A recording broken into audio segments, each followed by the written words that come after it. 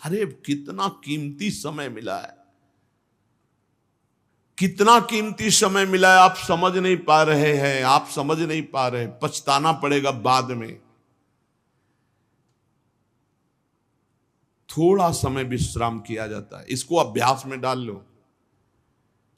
कई वर्ष हो गए मध्याह्न में विश्राम नहीं, नींद का नहीं, थोड़ा शरीर स्वस्थ होने का, लेट जाना फिर बैठ जाना, फिर टहलना, फिर लेट जाना बैठ जाना, नींद का नहीं।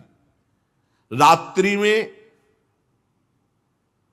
4 घंटे इसको लेटने के लिए देते हैं बस, बीमार स्थिति में।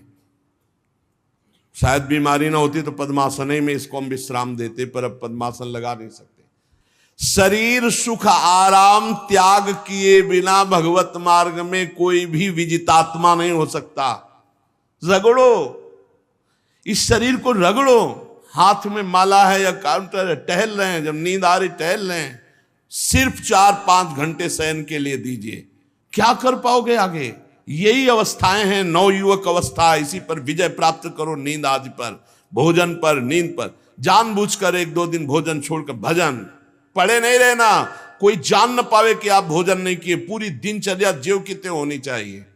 जिद्दी स्वभाव, परमार्थ के पथिक का जिद्दी स्वभाव, आराम त्यागी स्वभाव। और शरीर को जैसा बना लो प्रभु वैसे ही है, इसमें जड़ है, कोई अंतर नहीं पड़ता है। रात में सो, दिन में 4 घंटा सोने का अभ्यास बना लो, दिन में सोते रहो। अभ्यास है, चाहे जगने का बना लो चाहे सोने का। आधा आधा कवल रोज बढ़ाते चले जाओ, भोजन आते फैलती चली जाएंगी। आधा आधा कवल रोज कम करते चले जाओ। 24 घंटे में 400 ग्राम अन्न से स्वस्थ शरीर का पोषण हो जाएगा और वो क्रियाशील रहेगा। 400 ग्राम अन्न से काहे को बर्बाद कर रहे हो? आते बढ़ाते चले जा रहे हो। इसको कम करो, कम करो। भोजन 400 ग्राम अन्न से काम चल जाएगा। जिसे भगवत प्राप्ति के बिना आप जिया नहीं जा रहा, तब भगवत प्राप्ति होती है। ये शरीर सुख आराम के त्यागने की, हमें बहुत समय बर्बाद मत करो, समय बर्बाद मत। भोजन कर रहे हो, नाम जब चल रहा है, अंदर पद चल रहा है, कोई भी भोग तुम्हें नहीं फंसा सकता यदि भगवान नाम चल रहा है। समझ ही नहीं रहे, भगवान नाम नहीं जप करना, बस मन मानी आचरण करना है। बड़ी भारी आवश्यकता है शरीर सुख आराम के मिटाने की साधक को। जीवन भर इसी में लगे रहे, जीवन भर। जब से इस मार्ग में चले तो इसी पर है। नींद और भूख दो पर भारी प्रहार रहा है, नींद और भूख। वो भगवान की कृपा से ऐसा, अब तो बहुत भारी रोग से ग्रसित है, लेकिन पीछे मुरारी शरण आए और कहा अल्ट्रासाउंड कराने चलना है, डॉक्टर ने बोला है, तो आज कुछ खाना नहीं। हम कहा आज की बात कर रहे हो? 3-4 दिन से कुछ नहीं गया।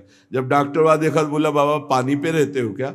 जो वैसे किया, जानबूझ करके मधुकरी नहीं जाना, 3-4 दिन नहीं पाना। अब देखते हैं भजन कैसे होता है। और यह अभ्यास बचपन से, भूखे रह करके, सर्दी में, गर्मी में, बीमारी में, हर स्थिति में भजन नहीं छूटना, दिनचर्या नहीं छूटने। शयन में जो तुम्हें सुख मिलता है वो तमोगुणी नींद का है। जागृत होकर भजन में अगर समय व्यतीत कर दो, हाँ, जीवन आनंद में। शरीर सुख आराम को नष्ट करने की जरूरत है साधक को। दिन में सोना बंद करो। जो रात्रि में जगते हैं वो सो सकते हैं आधा टाइम, आधा टाइम सोने का टाइम 4 घंटे, तो 2 घंटे विश्राम कर लो। और रात्रि में ऐसी सेवाएं करो कि 1-2 घंटा उसमें विश्राम कर लो, 4 घंटे से काम। और जो रात्रि में चैन से सोते हैं, दिन में मत सो।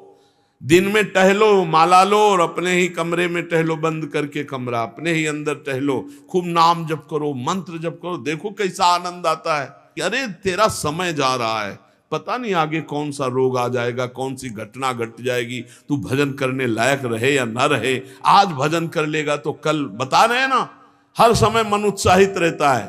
तभी हम कह रहे हैं कि भजन करोगे तो मरते दम तक तुम्हारा उत्साह नष्ट नहीं होगा, उत्साह संपन्न।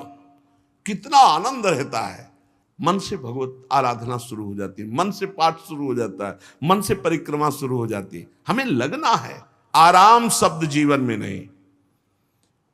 सीधी बात समझो, जब तक भगवत प्राप्ति नहीं तब तक आराम नहीं। राम काज कीन्हे बिनु मोहि कहां विश्राम। बिल्कुल जिद्दी स्वभाव बनाना पड़ेगा। शरीर, आलस्य, प्रमाद, भोग, नाना प्रकार की खान पान सामग्री, तो भगवान कहते फिर मेरी प्राप्ति की विजितात्मा बनो।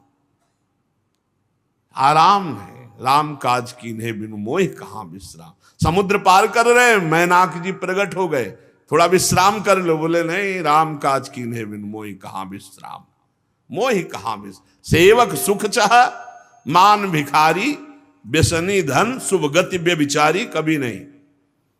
सर्वभूतात्म भूतात्मा, संपूर्ण प्राणियों के साथ आत्मवत व्यवहार करे, सब में मेरा प्रभु विराजमान है। जैसे हमारे किसी शरीर के अंग में चोट लग जाए तो हमें ही लगती है, ऐसे संपूर्ण चराचर जगत में जब हम किसी को दुखी देखे तो हमारा हृदय दुखी हो जाए। कैसे इसके दुख को, इसे सर्वभूतात्म भूतात्मा कहते हैं। जो योगी होता है वो सबको सुख पहुंचाने की चेष्टा करता है, किसी को भी दुखी देखकर उसका हृदय व्याकुल हो जाता है। साधन में स्वाभाविक प्रवृत्ति नहीं होती, लगाना पड़ता है, इसलिए उद्देश्य दृढ़ रखो। अब हमको इसी जन्म में भगवत प्राप्ति करनी है। हम प्रियालाल की शरण में हैं। हमारा एक एक मिनट बड़ा कीमती है। हर मिनट में, हर सेकंड में हमें नाम जप करना है और प्रभु के भरोसे रहना है। कम सोना है, कम खाना है, कम बोलना है। 3 बातें पकड़ो। कम सोना, इसका अभ्यास बना लो। कम खाना, इसका अभ्यास बना लो। और कम बोलना, इसका अभ्यास। ये 3 बातें जीवन में साधक के बिल्कुल सरलता पूर्वक आ जानी चाहिए। मिताहार, मित भाषण और नियमित शयन। शयन से बचो, ये बहुत जहर है। नींद बहुत जहर है। निद्रा आलस प्रमादोत्थम तत्तामस मुदाहृतम। इसको एक सीमा में बांध दो। 3 घंटे, 4 घंटे, 5 घंटे, बस 24 घंटे माला, काउंटर, वाणी, सेवा, टहल रहे हैं। सो नहीं सकते, आराम नहीं कर सकते, नहीं कर सकते। ये अभ्यास बनाओ, तभी आगे बढ़ पाओगे। सत्संग रोज सुनते हो, देखो तुम्हें जो डांट लगती है, तुम्हें बहुत प्यार करते हैं। प्रभु बहुत प्यार करते हैं, इसलिए डांट लगवा रहे हैं, इसलिए आपको सत्संग सुना रहे हैं। ये जीवन सार्थक कर लो, नहीं तो बहुत पछताना होगा। हम पशु पक्षी के जीवन में साधना नहीं कर पाएंगे। कैसे हमारा चिंतन बदले। भगवान ने अगला शब्द का मदगत प्राणा। प्राण जिसके मेरे में समर्पित है। प्राण समर्पित का मतलब है प्राण वायु को लेकर प्रधान है। भोजन न मिले, जल न मिले तो भी हम जीवित रह सकते हैं काफी समय तक, क्योंकि प्राण वायु। प्राण बलवान पुष्ट होते हैं अन्न और जल से, लेकिन प्राणों की सत्ता वायु से है। ये जो श्वास प्रश्वास है, भोजन हमें 4-6 दिन न मिले तो आराम से दिनचर्या चल सकती है। पानी 8-10 दिन न मिले तो भी दिनचर्या चल सकती है। ऐसा नहीं कि मर जाएंगे, लेकिन 2 मिनट वायु ना मिले तो मर जाएंगे। 2 मिनट वायु ना मिले तो प्राण नष्ट हो। प्राण का सीधा संबंध वायु श्वासों से है। और प्रभु को प्राण समर्पित करने का मतलब हर श्वास नाम जप करना। मदगत प्राणा। हम पानी भी पिएंगे, भोजन भी पाएंगे तो प्रभु को समर्पित करके, और हर श्वास नाम जप करेंगे तो ये मदगत प्राणा होगा। मत चित्ता, निरंतर चिंतन करने के लिए हमें प्राणों को समर्पित करना होगा। हमारे प्राण समर्पित हैं, हम प्रसाद के द्वारा प्राणों का पोषण करेंगे और हर श्वास प्रश्वास में नाम जप। श्वास ऊपर गई तो नाम जप, श्वास नीचे गई तो नाम जप। बोधयंता परस्परम। यदि हम किसी से बात करेंगे तो अपने प्रभु की चर्चा करेंगे।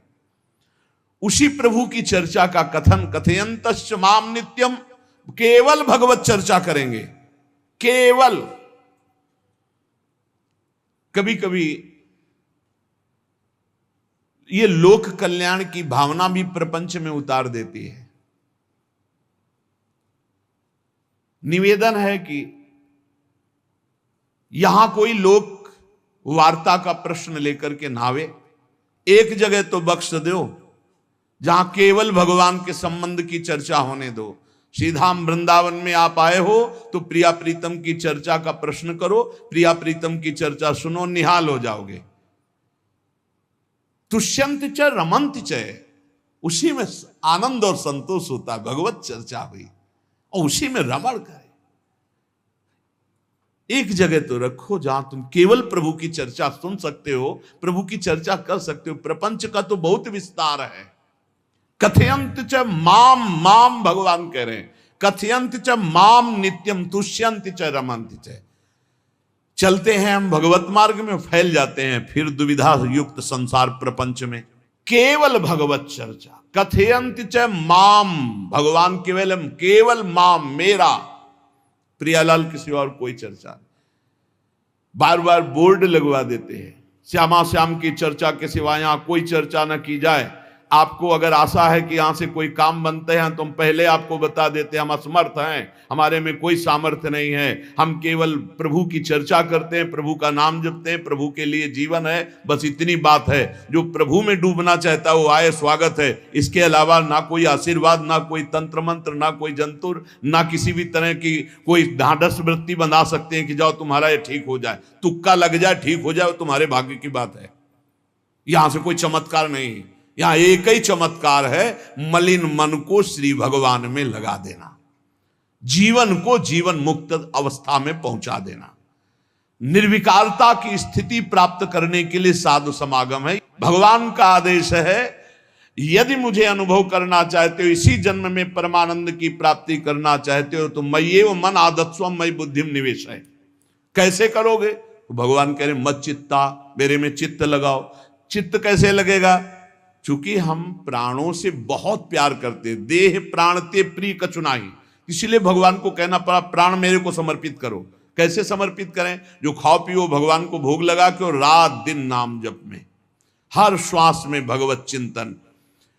अगर वार्ता करनी तो बोधयंता परस्परम कथयंतश्च माम नित्यम, केवल मेरी चर्चा। बड़ा दुर्लभ हो रहा है, भगवत चर्चा होना बड़ा दुर्लभ हो रहा है। भैया ये सब सुनहु भरत भावी प्रबल, बिलख कहो मुनिनाथ, हानि लाभ जीवन मरण जस अपजस विधिहात। जब कर्मों का फल भोगने का आया तो महात्मा जी, और जब पाप कर्म करने जा रहे थे तो पूछ लेते हमसे कि हम पाप कर्म करने जा रहे हैं, आपकी अनुमति है क्या?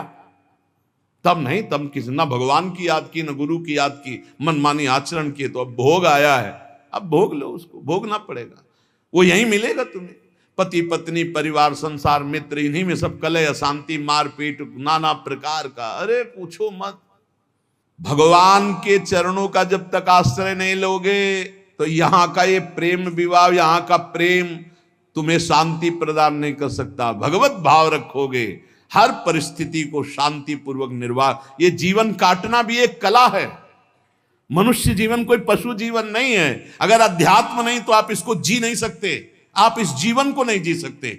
अशांत रहोगे, क्लेशित रहोगे, परेशान रहोगे। जीवन की कला है द्वंद्वों में समता, संपूर्ण जगत में रहते हुए ममता रहित हो जाना, संपूर्ण क्रियाएं करते हुए अहंकार रहित हो जाना। अभी जीवन मुक्तता का आनंद आ जाए तो मत चित्ता मदगत प्राणा बोधयंता परस्परम कथयंत च माम नित्यम तुष्यंत च रमंत च। हमारा उद्देश्य भगवत प्राप्ति का है।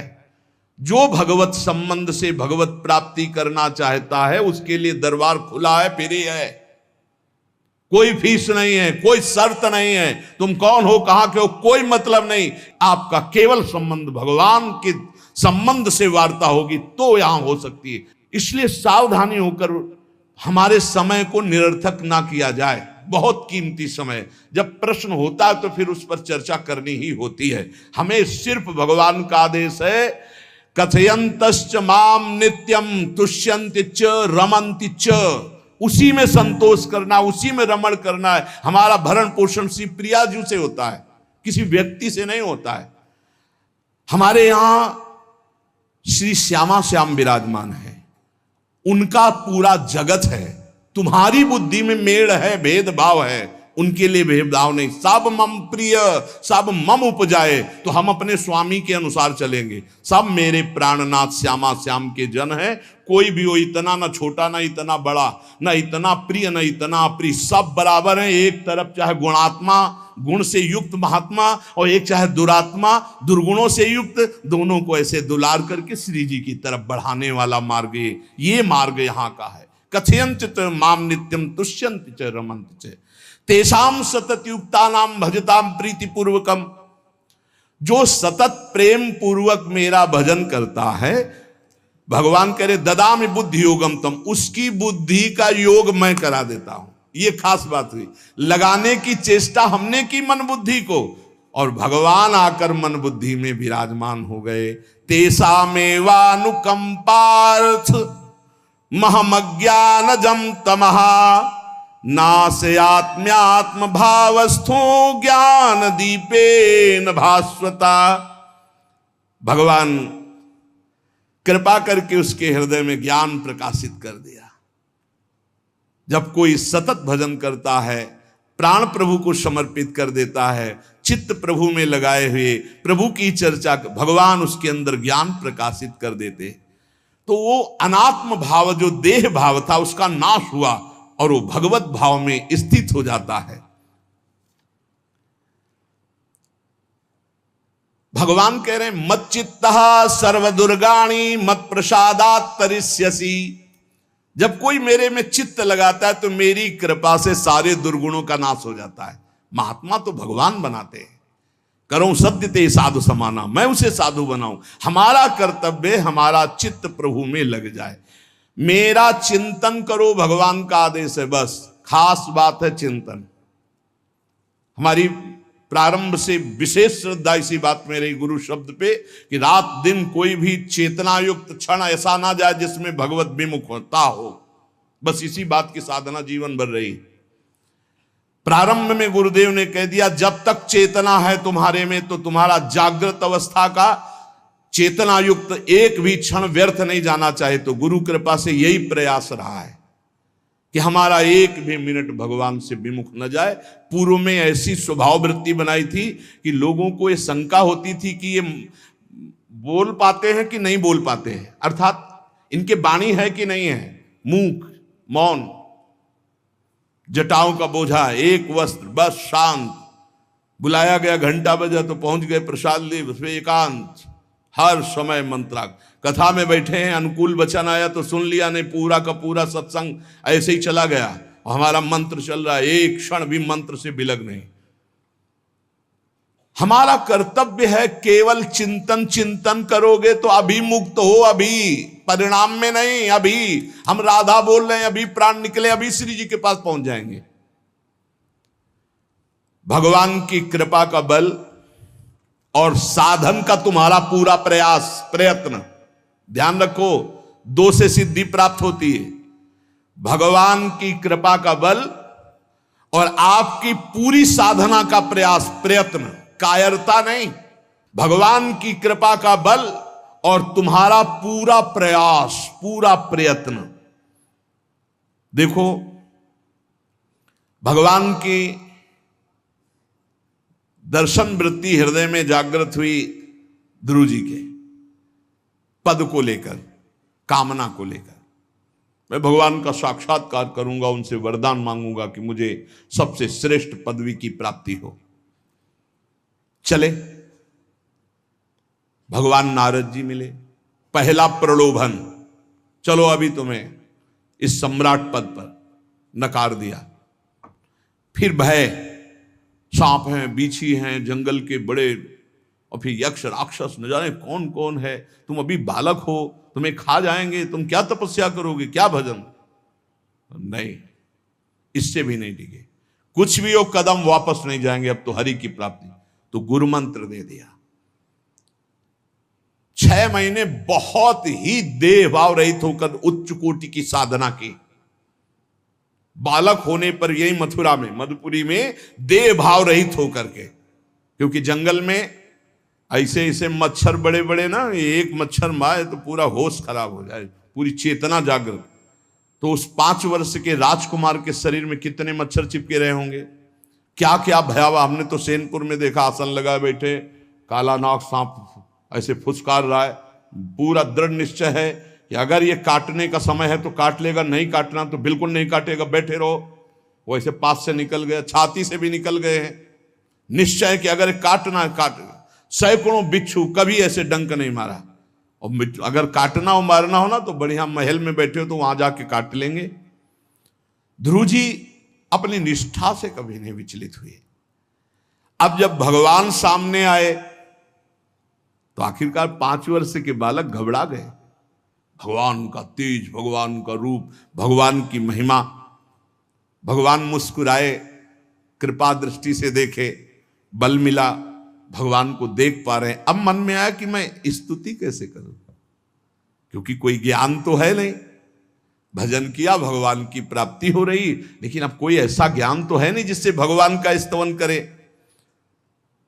भगवान की तरफ देख करके कुछ कहना चाहते हैं, पर क्या भगवान को कहें ये ज्ञान नहीं।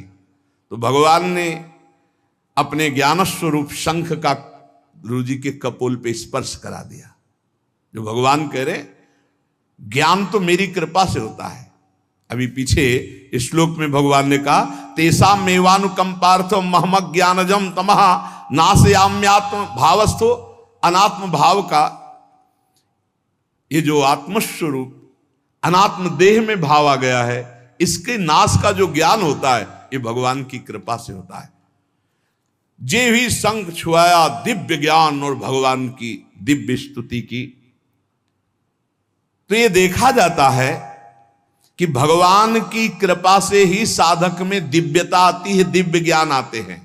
पर प्रयत्न अपना होना चाहिए। प्रयत्न था तभी तपस्या में आए, नहीं तो प्रलोभन में फंस जाते या भय में डर जाते। ना प्रलोभन में फंसे चक्रवर्ती सम्राट पद देने पर, और ना भय में फंसे कि सांप बिच्छी और सिंह खा जाएगा, इससे भयभीत नहीं हुए। और प्रयत्न इतनी जोर का किया, आप भागवत में पढ़ लीजिए, देह भाव रहित होकर कितना कठोर तप, 6 महीने में भगवत साक्षात्कार। आत्मबल, भगवत कृपा बल। ये मन है बहुत डराता है, कैसे जिएंगे, बुढ़ापे में कौन सेवा करेगा, क्या दुनिया का प्रपंच खड़ा कर देता है। इसको इसी ज्ञान से काटो, भगवान है ना, भगवान सब करेंगे। भगवान के लिए हमने जीवन दिया है, ये जीवन भगवान के लिए हार। अरे दिव्य हो जाओगे, रिद्धियां सिद्धियां हाथ जोड़े खड़ी रहेंगी। भगवान जानते हो क्या भगवान है। हम एक बार भगवान के नाम पर अपने आप को न्यौछावर तो करके देखें, पर यह अहंकारी जीव मानता नहीं है। ये अहंकार का बल लिए रहता है। आसुरी प्रकृति है ये अहंकार। अहंकारम बलम दर्पम कामम क्रोधम च संश्रिताः। जिसके अंदर ये आसुरी प्रवृत्ति अहंकार होता है, उसमें काम क्रोध लोभ ये भरपूर होते हैं। कहां से भगवत प्राप्ति हो। जहां ये दुश्मन रहते हैं वो घर तो तुमने सुरक्षित दे रखा है दुश्मनों को। आसुरी प्रकृति को तुमने, अहंकार को अपना स्वामित्व दे रखा है। मैं वो अहंकार जिसके साथ प्रकृति लगती है। जब अहंकार और बढ़ जाता है तो ईश्वरोहम अहम भोगी सिद्धोहम बलवान सुखी। तरंग से समुद्र नहीं होता, समुद्र से तरंग होती है। हम जितने भी हैं सब तरंग हैं उस परमात्मा की। वायु विकार नष्ट हुआ, समुद्र में ही लीन हो गए, ये बात है। लेकिन एक तरंग समुद्र नहीं पैदा कर सकती। एक सूर्य चमक रहा, कोई बंद के सूर्य दूसरा चमक के दिखाए। बहुत सावधानी से उपासना करो। ये अहंकार, भगवान कह रहे हैं, भगवान ये जो अहंकारम बलम दर्पम कामम क्रोधम च संश्रिताः, इस अहंकार को नहीं मिटाया तो ये अनुभव कराने लगता है और 4 बोलने लगते हैं कि आप तो भगवान हैं। तो धर्म सम्राट करपात्री जी, इतने सिद्ध महापुरुष, और विश्वेश्वर विश्वनाथ जी की स्थापना करके रात दिन आराधना, काशी में बड़े बड़े सिद्ध महापुरुष भगवान शिव की आराधना करते, बड़े बड़े सिद्ध महापुरुष भगवती अम्बा की आराधना करते। ये कौन सा ज्ञान प्रकट हो जाता है जो भगवत स्वरूपों का अपमान होने लगता है। मुझे यही समझ में नहीं आता। गुरु रूप से हमें शास्त्र के आचरण देने आए, मनमानी भ्रष्टाचार सिखाने नहीं आए। आज तक कभी कहीं भी भगवत स्वरूपों का अपमान महापुरुषों द्वारा नहीं हुआ। महापुरुष और भगवान में अंतर नहीं, पक्का मुझे विश्वास, हम तो चराचर जगत को भगवत स्वरूप मानते हैं, लेकिन आचरण कराने के लिए आचार्य गुरुदेव जैसे चले हैं वैसे ही चलना होता है। सदैव संतों ने अपने को अधम और तुच्छ और नीच कहा है। हनुमान जी जैसा कोई ज्ञानी, महाबली, कोई त्यागी, कोई ब्रह्मचारी, बैरागी, हनुमान जी जैसा कोई त्रिभुवन में द्वितीय हुआ हो तो बता दो। अतुलित बलधामम हेम शैलाभदेहम दनुजवन कृशानुम ज्ञानिनाम अग्रगण्यम। अरे जय गिर चरण दे हनुमंता चले उसगा पाताल तुरंता, हजार हजार को पकड़ के कछु मारिस कछु मर्दिस कछु मिले से धर धूरी। अब विभीषण जी से कैसे परिचय बता रहे, प्रात ले जो नाम हमारा तेहि दिन ताहि ना मिले आहारा, असमय अधम सखा सुनु मोहु पर रघुबीर। क्या दैन्यता का स्वरूप हनुमान जी महाराज। भगवान से जब हनुमान जी मिल रहे तब उनसे प्रभु आप पूछ रहे हो कि तू नाथ, एक मैं मंद मोह बस, ज्ञानी नाम अग्रगण्यम, एक मैं मंद मोह बस, कुटिल हृदय अज्ञान, पुनि प्रभु मोहि विसारेऊ, दीन बंधु भगवान। जय प्रणतारित भंजन, चरणों में लौट गए हनुमान जी महाराज। सबरी जी भगवान सामने बैठकर स्तुति करते हैं। जो नवधा भक्ति है वो उपदेश नहीं है, सबरी जी की स्तुति है। ये सब भक्ति सबरी जी में विराजमान, क्योंकि उसी समय सबरी जी भगवत धाम जाती है तो उपदेश तो उसको दिया जाता है जो आचरण में उतारे। सबरी जी तो सिद्ध महापुरुष अभी भगवत धाम जा रही भगवान के सामने ही। वो क्या कहती, अधम ते अधम अधम अति नारी, तीन मह में मति मंद अघार। हरिवंश महाप्रभु, क्वाहम तुच्छ परम अधम प्राण्य हो गर्ह कर्मा, यत् नाम स्फुरति महिमा हरेश वृंदावनस्य। इन सब बड़े बड़े आचार्य महापुरुषों ने भगवान की दास्ता स्वीकार करके, जीवन अर्पित करके, आचरण करके दिखाए। जहां ये आसुरी अहंकार होता है तो ईश्वरोहम महम भोगी सिद्धोहम बलवान, ये सिद्धावस्था नहीं है, ये तमोगुणी आसुरी अहंकार का परिणाम है जो ये दिखाई देता है भगवत स्वरूपों का अपमान करके। नहीं, यद्यपि अभेद है वो महापुरुष शिव और वो अभेद है, पर आचरण जब करेगा तो स्वामी और सेवक का करेगा। काशी नगरी सिद्धों की नगरी है, ज्ञानियों की। देखा बड़े बड़े सिद्ध परमहंस जाते हैं शंकर जी के दर्शन करने, विश्वनाथ जी के, तो जिनके कमंडल भी नहीं, दिगंबर है ना, तो वो भी ऐसे हाथ उठा के नमः पार्वती पते, और बस ऐसे सर झुकाए खड़े रहते हैं। जल भी नहीं है, पत्र भी नहीं है, ऐसे वो हम सब खड़े खड़े घंटों खड़े रहते। तो वहां के शिव पार्षदों से ऐसा करुणा में प्रेम हो गया था कि वो हमें नहीं हटाते थे, तो एक कोने में घंटों खड़े रहते थे और दर्शन करते रहते थे भगवान विश्वनाथ जी। तो जैसे ऐसे अवधूत आते, न कोई जल का कमंडल है, न कोई पत्र है, न पुष्प, नजदीक गए और नमः पार्वती पते हार हार महादेव, बस सर झुकाए, ये है। और स्वयं शिव स्वरूप है, इतना अंतर नहीं ब्रह्मबोध में। भक्तों में भी कभी कभी आम प्रकट होता है, वो वाणी से आपको दिखाई देगा, लेकिन वो आसुरी अहंकार नहीं होता। ध्यान रखना, ये उनका भागवतिक बल होता है, ये आसुरी अहंकार नहीं होता। जैसे जनक जी की सभा लगी हुई है, भगवान श्री राम लक्ष्मण जी विराजमान है विश्वामित्र जी के समीप बड़े सौम्य भाव से। जनक जी महाराज ने देखा कि बड़े बड़े वीर आए, पर धनुष यज्ञ में धनुष को अजगों को कोई उठा ही नहीं पाया, खंडन की तो बात जाने दो। रावण बाणासुर आया, आरती प्रणाम करके चले गए। अब आशा ही खत्म हो गई, कोई उठाने वाला ही नहीं, तो उन्होंने उनका वीर विहीन मही मैं जानी। अब मैं आज जान गया कि पृथ्वी वीरों से रहित हो गई। अगर मैं ऐसा जानता कि इस भूमंडल में कोई वीर ही नहीं अजगों का खंडन करने वाला, तो मैं ऐसा प्रण नहीं लेता, मेरी जान की कुंवारी रह जाएगी।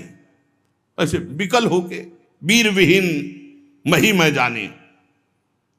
जनक जी ने इतनी बात जे ही कही तो लक्ष्मण जी कूद पड़े सिंह शावक की तरह उछलकर और कहा कि जहां रघुकुल भूषण भगवान श्री राम विराजमान हो जनक, ये बड़ी तुमने निराशापूर्ण बात कैसे कह दी? तुमने ऐसी बात कह दी जहां रघुकुल भूषण भगवान श्री राम विराजमान है।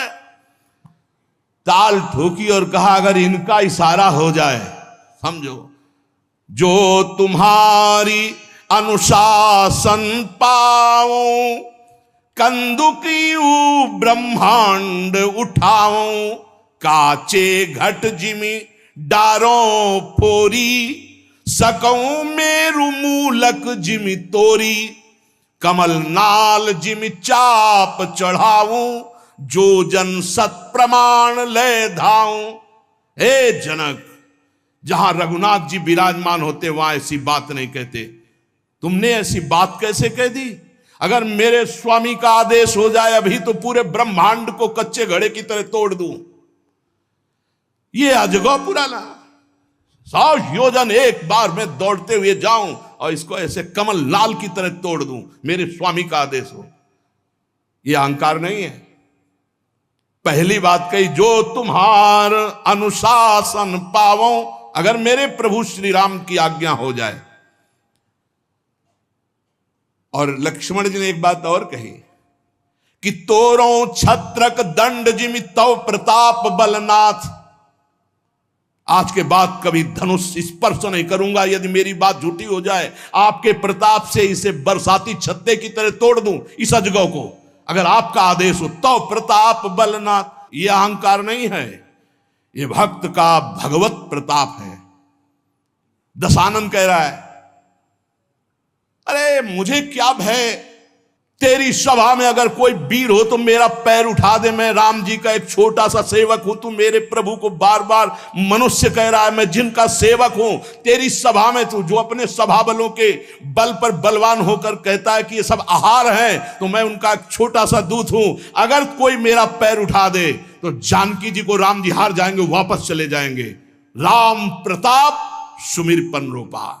सभा में पैर हाहाकार मच गया।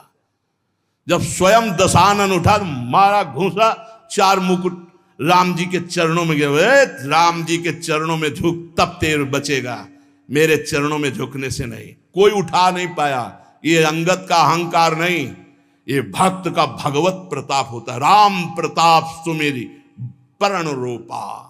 राम प्रताप हरिवंश प्रताप ही जानत है, हरिवंश प्रबोध प्रमाणत है, हरिवंश सर्वस्व है तिनके, सुख संपत्ति दंपति जो जिनके। लक्ष्मण जी कह रहे, सकऊं मेरु मूलक जिमि तोरी, जैसे मूली तोड़ दिया जाता 4 लाख योजन का सोने का पहाड़ सुमेरु, ऐसे उखाड़ के तोड़ के फेंक दूं। भगवान अपार सामर्थ्यशाली, और जो भगवान में चित्त जोड़े अपार सामर्थ्यशाली। हम लोग कभी कभी अहंकार और प्रताप के भेद को नहीं समझ पाते। महापुरुषों में अहंकार नहीं होता, वो भगवत प्रताप होता है। जो आसुरी अहंकार है वो तो भगवान की शरणागति से नष्ट हो जाता है। भगवान का प्रताप भक्तों के जीवन में उदय होता है। भगवान बहुत कृपालु हैं, बड़ी करुणा की है, अपना मार्ग हमें देने के लिए सत्संग दे रहे हैं। कथन श्रवण का सौभाग्य मिला है। इसी जन्म में हमें भगवत प्राप्ति करनी है। अपार बलशाली माया को परास्त करने का बल केवल भगवान की कृपा से प्राप्त होता है। इसलिए नाम जप करो, भगवत लीला गायन गुणगान करो और भगवान से प्रार्थना करो कि मेरा अहंकार आपके चरणों में समर्पित हो जाए। सारा दोष इसी अहंकार का है। ये संस्कृति मूल शूल प्रद नाना, सकल शोक दायक अभिमाना, ताते करें कृपा निधि दूरी, सेवक पर ममता अति भूरी। हमारे ऊपर बहुत प्यार है प्रभु का, हम उस प्यार के बल से अहंकार को प्रभु के चरणों में समर्पित करके इसी जन्म में जीवन मुक्त हो जाए। शेष चर्चा आगे। श्री राधा वल्लभ लाल की जय।